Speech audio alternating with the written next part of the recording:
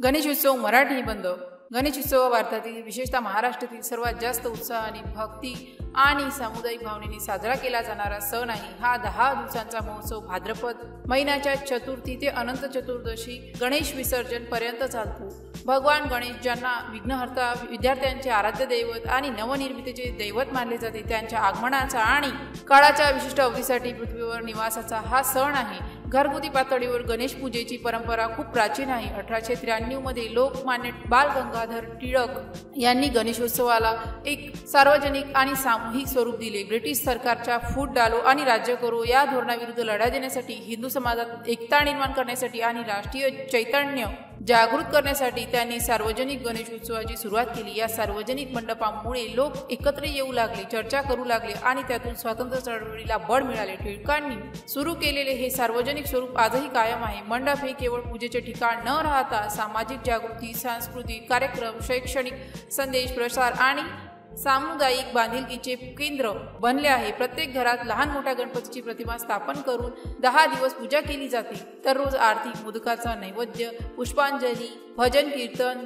ही कार्यक्रम असतात. मुलांसाठी विशेष आकर्षण असते. हे गणेशोत्सवाचे खरे केंद्रबिंदू असतात. रस्त्याच्या कडेला, चौकात, मोकळ्या जागी विविध आकारांची विषयांची थीम आणि भव्यतेची मंडपे उभारली जातात. कलाकारांची कौशल्ये येथे उजळून निघतात. चतुर्थीच्या दिवशी मंत्रमुग्ध वातावरणात गणपतीची मूर्ती मंडपात स्थापन केली जाते. गणपती बाप्पा मोरयाच्या जय घोषाने वातावरण भरून जाते. प्रातःकाळी आणि संध्याकाळी भाविकांच्या गर्दीत भक्तिगीते, नृत्य, मोंडाला, लेझिम आणि भपकेबाज आरती केली जातात. 10 दिवसात मंडपावर नाटके, गायन, नृत्य, भारतनाट्यम, कथक, लावणी, कवी संमेलने, भाषणे, व्याख्याने, सामाजिक जागृती कार्यक्रम, स्पर्धा यांचे आयोजन केले जाते. हे स्थानिक प्रतिभेचे प्रदर्शनासाठी आणि जनतेला मनोरंजनासाठी महत्त्वाचे असते. उत्सवाचा भावनिक शिगेला भाविक मोठ्या मिरवणुकीत भगवान गणेशाच्या मूर्ती विसर्जनासाठी नेतात. ढोल ताशांच्या मंत्रमुग्ध आवाजात नाचणे, उड्या मारणे, गणपती बाप्पा मोरया, पुढच्या वर्षी लवकर याच्या आर्त हाका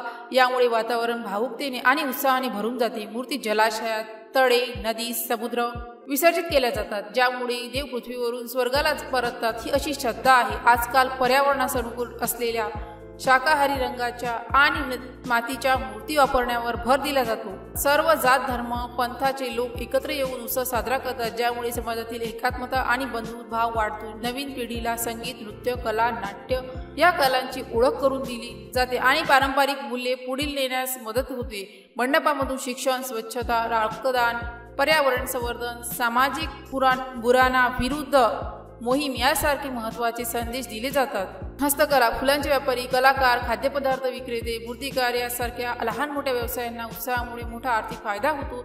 महाराष्ट्राबाहेरही गुजरात, कर्नाटक, तामिळनाडू, आंध्र प्रदेश इत्यादी राज्यांमध्ये आणि परदेशातही हा उत्सव मोठ्या प्रमाणावर साजरा होतो. भक्तांचा देवावरील श्रद्धाभाव दृढ होतो, आध्यात्मिक शांती मिळते आणि नवीन सुरुवातीची प्रेरणा मिळते. प्लॅस्टर ऑफ पॅरिस मूर्तीचे विसर्जन झालेल्या प्रदूषण हे मोठे आव्हान आहे. शाकाहारी, जैविक आणि मातीची मूर्ती वापरण्याचा प्रचार होत आहे. जोरात वाजवणाऱ्या स्फोटकांमुळे आरोग्यास धोका निर्माण होऊ शकतो. शांतपणे उत्सव साजरा करणे हे आवश्यक आहे. मोठ्या गर्दीमुळे अपघात टाळण्याची सुरक्षितता व्यवस्था काटेकोर असणे गरजेचे आहे. गणेश उत्सव हा केवळ धार्मिक विधी नसून तो महाराष्ट्राची ओळख, सामाजिक सुसंवादाचे प्रतीक आणि सांस्कृतिक अभिव्यक्तीचे महामंच आहे. लोकमान्य टिळकांनी दिलेले हे सार्वजनिक स्वरूप आजही तेवढ्याच प्रभावीपणे टिकून आहे. भक्ती, उत्साह, कला, संस्कृती आणि सामाजिक जाणीव यांचा अनुपम संगम घडवणारा हा उत्सव समाजाला एकत्र आणतो, आनंद देतो आणि प्रगतीचा संदेश देतो. गणपती बाप्पा मोरया, पुढच्या वर्षी लवकर या